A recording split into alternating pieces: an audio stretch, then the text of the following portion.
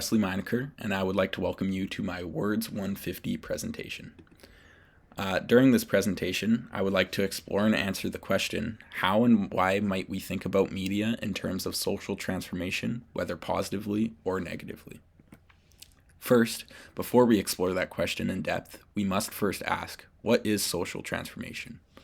In the article, Road Mapping the Societal Transformation of Social Media, Alkvist and Company describes social transformation as the shift in changing nature of societal participation and refers to the growing possibilities to participate, i.e., communicate, comment, and elaborate ideas in different societal spheres spanning from interpersonal level to community level, and from there all the way to provincial, regional, and national, and even international level. In other words, social transformation, as defined here, is all the ways in which we, as a society, collective, or community, change the way we interact, communicate, and participate with one another. Secondly, we must distinguish between new and old media. Specifically, in this presentation, we will be focused on new media and the relationship it has with social transformation within our society. In a report published by the American Academy of Pediatrics, Chasiakos and Company distinguish these two media types. New media, which can also be described as social media, mobile media, or digital media, is usually consumed using devices such as a smartphone, tablet, or computer. This type of media usually incorporates applications, or apps, multiplayer video games, YouTube videos, or video blogs, vlogs.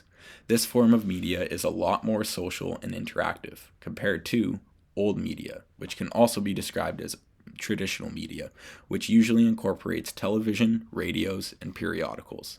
This form of media is a lot more passive and is not as tailored to one's particular interests as much as new or social media. The rise in social media is particularly new, so is relatively unresearched in comparison to old media. However, new media is most likely the form of interaction you find yourself in today's day and age, especially if you're young. Hogan and Strasburger explores this relationship between new media and social transformation by analyzing the benefits and risks that social media poses on our youth. Instantly within the text, Hogan and Strasburger described how the social media landscape of older children, tweens, and adolescents continue to evolve at a dizzying pace. In other words, due to social media, each day we are seeing differences in development of how our youth are communicating, going from more face-to-face interactions to digital ones. Hogan and Strasburger go on to reference the same report published by the American Academy of Pediatrics, where Chasiakos and Company states that as communication moves from face-to-face and voice-only phone conversations to more screen-to-screen interactions via apps such as FaceTime or Skype, daily communication is becoming intertwined with screen time.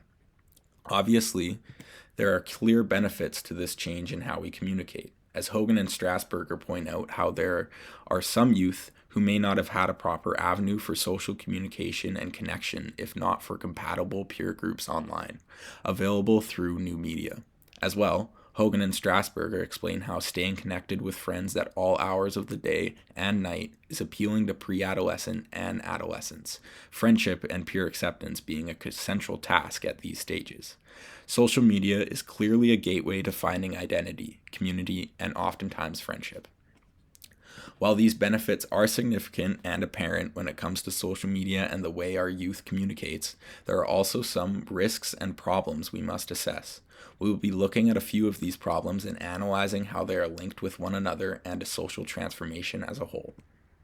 First, we will look at the idea of social capacity and how new media has sparked new limitations in our everyday face-to-face interactions. Then, this will lead us into a conversation about social anxiety disorder, more specifically youth socialized anxiety disorder, as defined by Erlichson and Company, and whether or not social media use is a driving factor in social anxiety. This will lead us to another discussion as we further explore the blanket term social media use, which is a bit too broad. With help from Erlichson and Company, I break down social media use into two categories, passive and active social media use. Starting with social capacity. As mentioned before, describes our limitations in our everyday face-to-face interactions.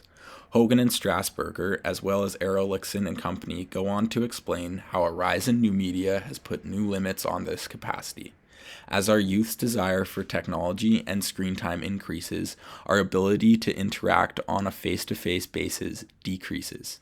Erlichson and company explain how among already anxious people, this lack of face-to-face interaction affects the quality of relationships, for example, and the reciprocity and openness has been reported to be low for socially anxious individuals, regardless of relationships being online or face-to-face. This brings us to our next problem, which is socialized youth anxiety or social anxiety disorder, as described by Erlichson and company. For many socially anxious, which is a rising problem for the youth of today, according to the American Psychiatric Association, social media use serves as an alternative to face-to-face interaction. As observed previously, many adolescents go to social media to find community and groups whom share their interest. But what do I mean by social media use? This is where we make our next distinction.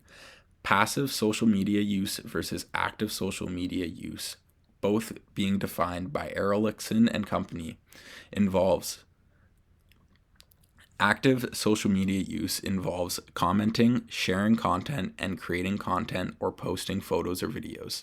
The ones who use social media in this way are the ones who will find community to rest on.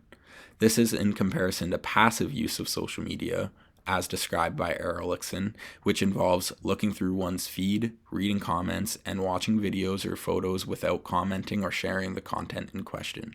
This passive use of social media is where it can be quite damaging for youth and adolescents.